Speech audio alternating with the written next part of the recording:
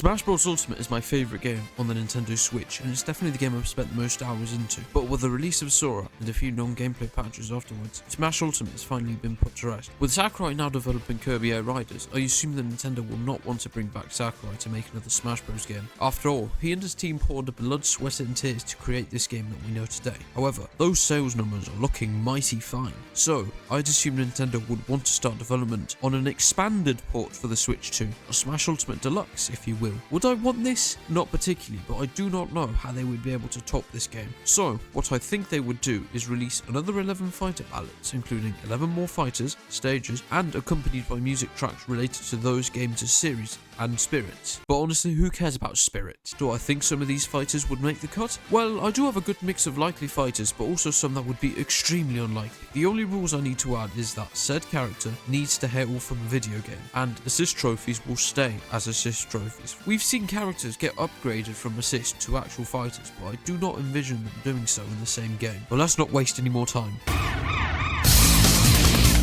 Dante would have a very big chance of actually appearing. Fans want him, I want him, even as a Mii costume in Smash Ultimate. Dante himself would have as his signature gimmick his style system, where he could change between his 4 styles in DMC3. Swordmaster, Gunslinger, Trickster, and Royal Guard. This could change his character archetype, kind of like Shulk. His basic moves would involve him using his sword, Rebellion, and his shotguns, and depending on his style chosen, his smash attack would be completely different. As an example, he would thrust the Rebellion on Swordmaster mode, but in Gunslinger, he would shoot a barrage of bullets at his opponents. Both of these moves are forward smash. This gimmick will encompass his whole moveset. Trickster mode would make him faster, and all his moves will have less end lag, but as a result become lighter, increasing his chances of getting launched into the blast zone. Royal Guard would do the opposite. He would become heavier and harder to kill, but his mobility would be hindered. Dante would be a very heavy combo character like Bayo, being able to pull combos very similar to what he could do in his own games. And for his final smash, he would be able to transform into his Devil Trigger state. Just imagine Kazuya's final smash, but instead of throwing a laser towards you, he would wreck you with combos. His stage would be the summit of Klipoth,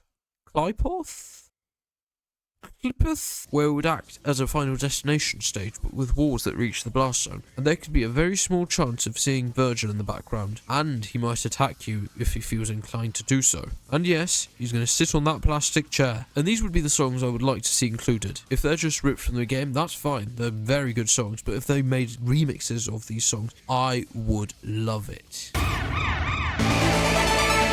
Smash Bros has a huge deficit of indie characters and content. The only fighter who at one point was indie is Steve. Well, that's a weird case. We have the Sans and Cuphead Mii costumes and a Shovel Knight as an assist trophy, and aside from some spirits, that's basically it. But I think Madeline would make a really solid fighter. She would use her signature dash ability as well as her bag, which could be used as her tilt attacks. She would also have Badeline as part of her moveset when using smash attacks, and for her up special, she would make a really large jump, just like in Celeste. For her stage, I would like to keep it completely sprite based, like in stages such as Balloon Fight. The stage would be a travelling stage like Delfino Plaza or Skyloft, where you could be transported at the start of the fight to the base of the mountain, and the more lives lost, the higher the stage will ascend, until everyone is in one stock and they would be fighting at the summit. This stage would be absolutely beautiful, and if they have the commitment to do so, I would love to see every character on this stage become a 2D sprite to complement this stage. That would be neat.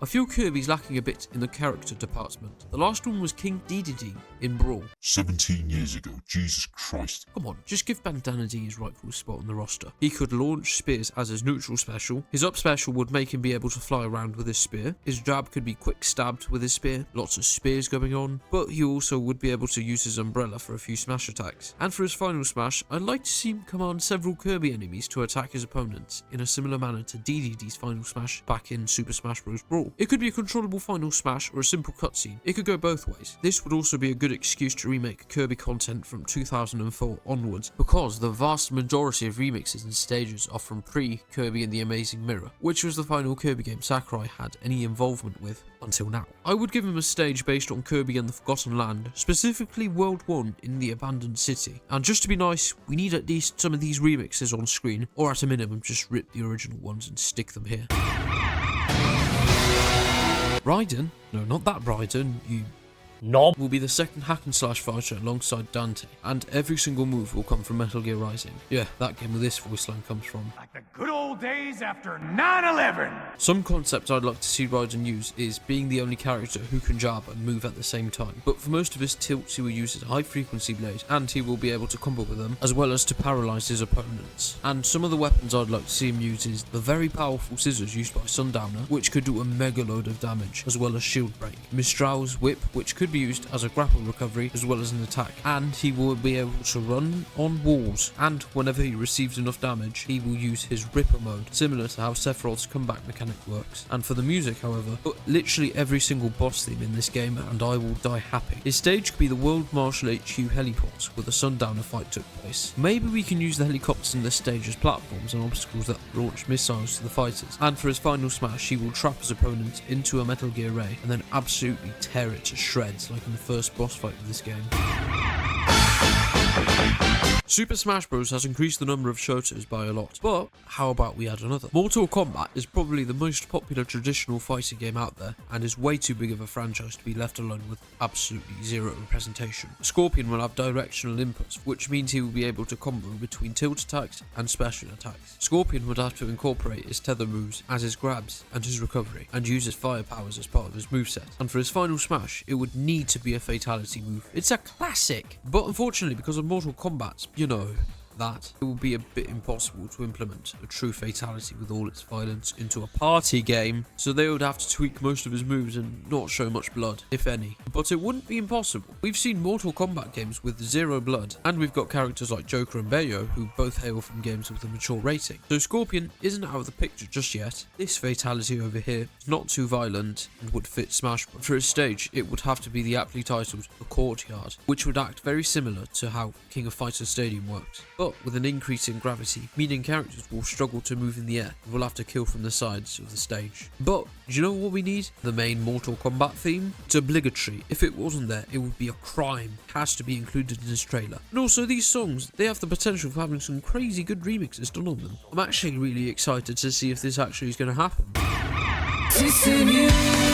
I haven't even heard about this franchise not that long ago, but god damn, these games are fun. Normally the character who gets the character slots in a certain franchise is the main character, but not today, sunshine. Turumi's going to be a shoto with the mobility of a character like Shikoku Ninja. Every character in BlazBlue has access to 4 different types of moves, those being light, medium, heavy, and drive attacks. However, these would have to be translated into Smash Bros in a different manner in which casual players could pick them up and not feel hopeless. So what I would do is give Turumi the ability to use his light and medium attacks freely. Light attacks will be triggered when you tap the button, and medium attacks will be triggered when you press the button, similar to how Ryu and Ken work. But his heavy attacks will only be able to be pulled out as smash attacks and in the end of a string of combos, and drive attacks will be able to be used by pressing the special button. Something that I'd like to see too is whenever any character in BlazBlue inputs this type of attack, the screen will show these effects, emphasizing that you have pulled out a difficult string of combos. And that is also something I'd like to see in Smash Bros. Some combos might have to be booted to eliminate clutter when playing, but you know what? I'll give him 2 final smashes. One when he's below 100% of health, and another one for when he's above it. When below 100%, he will use his Stomp Barrage move, but after 100%, he will use his Astral move, where he will chain his opponent and launch snakes at them and then slash them with a sword. The stage should be the altar, probably the most well-known stage in the series, and these should be some of the music tracks he should come along with.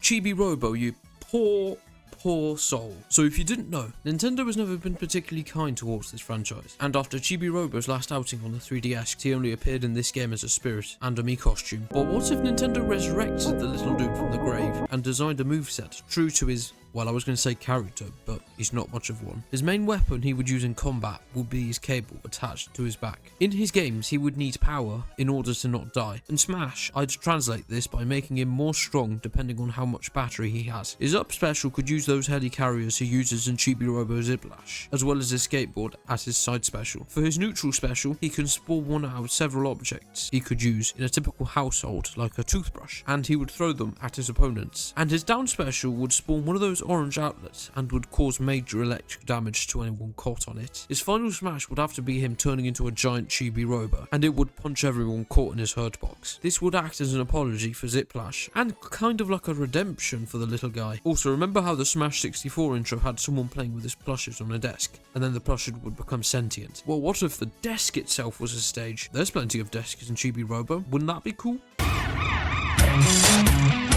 Let's just get this straight. Sonic sucked in Super Smash Bros. Not competitively because he's top 2, but his whole design is rotten to the core. So to alleviate the pain, we should add his arch nemesis. Obviously Shadow would have been a good choice too, but he's an assist trophy, so we've got to stick with Eggman. Eggman would use his Eggmobile, but he will have access to several different wacky attacks from different Sonic games, like the Wrecking Ball from his debut game as a neutral air, and this attack could be used as a down air from his boss fight in Starlight Zone. He would launch corkscrews exactly how he did in games where he controls the Egg Dragoon as his side special. He could even pull out a staff like in that one shitty Sonic game, and poke people as his neutral special, and even use Metal Sonic in part of his moveset, amongst many other contraptions he's made over the years. In other words, he will be Bowser Jr. but on steroids. His final smash will make him pull out one of his greatest mechs. And I'm not going to say the obvious pick. Nah. He won't be using the Death Egg. I mean, that's bullshit. But instead, the Egg Dragoon from Sonic Unleashed. And will unleash an onslaught of punches and electric shocks to the player. He also has to come with some Sonic remixes. It's been almost 20 years since Sonic was introduced into Smash, and we have one remix track. So let's give him these music tracks, and I'll be a happy camper. And I wish, oh god do I wish his stage to be Eggman Land. This absolute behemoth of a stage will be a travelling stage. That would be amazing.